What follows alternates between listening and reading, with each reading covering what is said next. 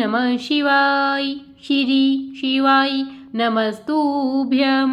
प्रणाम भक्तजनों, आप सबका स्वागत है मेरे YouTube चैनल ज्योति धर्म गंगा में। आज मैं आपके लिए श्रावण मास महात्म्य के 24वें अध्याय की कथा लेकर आई हूँ। आज मैं आपको श्री कृष्ण जन्माष्टमी व्रत के महात्म्य में राजा मितजीत का आख्यान बताऊंगी। आइए अब हम कथा सुनते हैं। ईश्वर बोले, हे ब्रह्मपुत्र, पूर्व कल्प में दैत्यों के भार से अत्यंत पीड़ित हुई पृथ्वी बहुत व्याकुल तथा दीन होकर ब्रह्मा जी की शरण में गई। उनके मुख से वृत्तांत सुनकर ब्रह्मा जी ने देवताओं के साथ क्षीर सागर में विष्णु के पास जाकर स्तुतियों के द्वारा उनको प्रसन्न किया। तब नारायण श्री हरि सभी दिशाओं में प्रकट हुए और ब्रह्मा जी के मुख से संपूर्ण वृत्तांत सुनकर बोले, हे देवताओं, आप लोग डरो मत। मैं वसुदेव के द्वारा देवकी के गर्भ से अवतार लूँगा और पृथ्वी का संताप दूर कर दूँगा। सभी देवता लोग यादवों का रूप धारण करें, ऐसा कहकर भगवान अंतर्ध्यान हो गए। समय आने पर वह देवकी के गर्भ से उत्पन्न हुए। वसुदेव ने कंस के भय से उन्हें गोकुल पहुंचा दिया और कंस का विनाश करने वाले उन कृष्ण का वहीं पर पालन पोषण हुआ। बाद में मथुरा में आकर उन्होंने अनुचरों सहित कंस का वध कर दिया। तब पूर्ववासियों ने आदरपूर्वक यह प्रार्थना की, हे कृष्ण, हे कृष्ण, हे महायोगिन, हे भक्तों को अभय देने वाले, हे देव, हे शरणागत वत्सल, हम शरणागतों की रक्षा कीजिए। हे देव, हम आपसे कुछ निवेदन करते हैं, इसे आप कृपा करके हम लोगों को बताएं। आपके जन्मदिन के कृत्य कोई कहीं भी नहीं जानता। वह सब आपसे जानकर हम सभी लोग उस दिन जन्मदिन पर वर्धापन नामक उत्सव मनाएंगे। अपने प्रति उनकी भक्ति, श्रद्धा तथा सौहार्द को देखकर श्री कृष्ण ने अपने जन्मदिन के संपूर्ण कृत्य को उनसे कह दिया। उसे सुनकर उन पूर्ववासियों ने भी विधान पूर्वक उस व्रत को किया। तब भगवान ने प्रत्येक व्रतकर्ता को अनेक वर प्रदान किए। इस प्रसंग में एक प्राचीन इतिहास भी कहा जाता है। आइए वह भी मैं आपको बताती हूँ। अंग देश में उत्पन्न एक मितजीत नामक राजा था।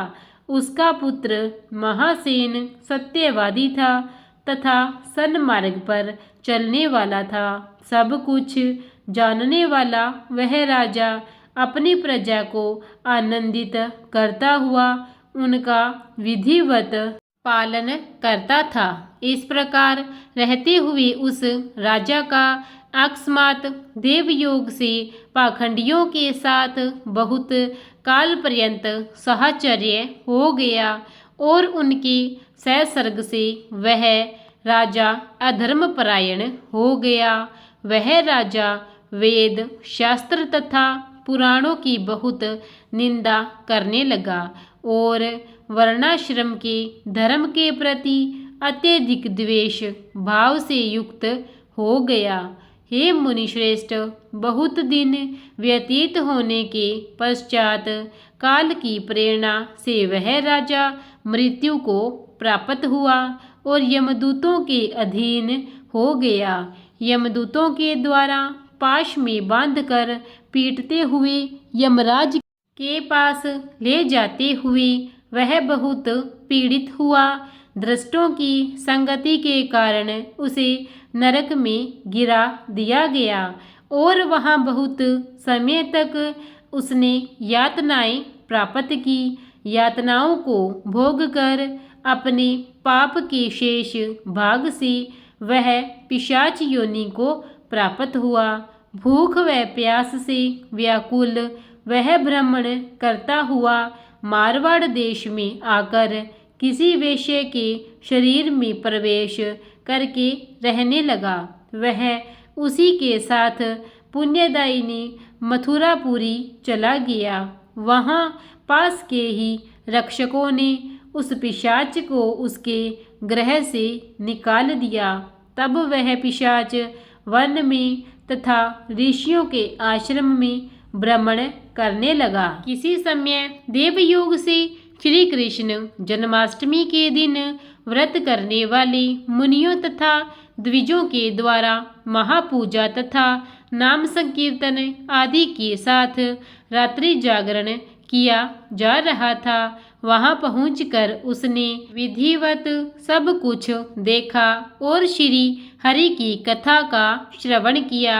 इससे वह उसी क्षण पाप रहित पवित्र तथा निर्मल मन वाला हो गया। वह यमदूतों से मुक्त हो गया और प्रेत योनि छोड़कर विमान में बैठ दिव्य भोगों से युक्त हो विष्णु लोक पहुंच गया। इस प्रकार इस व्रत के प्रभाव से पिशाच योनि को प्राप्त उस राजा को विष्णु का सानिध्य प्राप्त हुआ। तत्वदर्शी मुनियों ने पुराणों में इस शाश्वत तथा सार्वलौकिक व्रत का पूर्ण रूप से वर्णन किया है। सभी कामनाओं को पूर्ण करने वाले इस व्रत को करके मनुष्य सभी वांछित फल प्राप्त करता है। इस प्रकार जो कृष्ण जन्माष्टमी के दिन इस शुभ व्रत को करता है वह इस लोक में अनेक प्रकार के सुखों को भोग कर शुभ कामनाओं को प्राप्त करता है। हे ब्रह्मपुत्र, वहाँ बैकुंठ में 1,00,000 वर्ष तक देव विमान में आसीन होकर नानाविध सुखों का उपभोग करके अवशिष्ट पुण्य के कारण इस लोक में आकर सभी ऐश्वर्यों से समृद्ध तथा सभी अशुभों से रहित होकर महाराजाओं के कुल में उत्पन्न होता है। वह कामदेव के समान स्वरूप वाला होता है। जिस स्थान पर कृष्ण जन्मोत्सव की उत्सव विधि लिखी हो अथवा सभी सौंदर्य से युक्त श्री कृष्ण जन्म सामग्री किसी दूसरे को अर्पित की गई हो अथवा उत्सव पूर्वक अनुष्ठित व्रतों से विश्व सृष्टा श्री कृष्ण की पूजा की जाती हो, वहाँ शत्रुओं का भय कभी नहीं होता है। उस स्थान पर मेघ व्यक्ति की इच्छा करने मात्र से वृष्टि करता है और प्राकृतिक आपदाओं से भी कोई भय नहीं होता। जिस घर में कोई देवकी पुत्र श्री कृष्ण के चरित्र की पूजा करता है वह घर सब प्रकार से समृद्ध रहता है और वहाँ भूत प्रेत आदि बाधाओं का भय नहीं होता है। जो मनुष्य किसी के साथ भी शांत होकर इस व्रतोत्सव का दर्शन कर लेता है वह भी पाप से मुक्त होकर श्री हरि के धाम जाता है। इस प्रकार श्री स्कंद पुराण के अंतर्गत ईश्वर संत कुमार संवाद में श्रावण मास महात्म्य में जन्माष्टमी व्रत कथन नामक 24वां अध्याय पूर्ण हुआ। प्रेम से बोलिए हर हर महादेव। प्रिय भक्तजनों, अगर आपको मेरी यह कथा महात्म्य अच्छा लगा हो तो इसे ज़्यादा से ज़्यादा लाइक और शेयर कीजिए और कमेंट में हर हर महादेव ओम नमः शिवाय अवश्य लिखिए।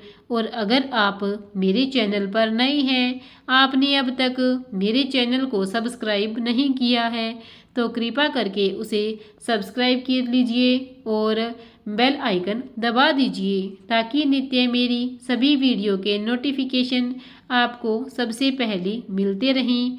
धन्यवाद।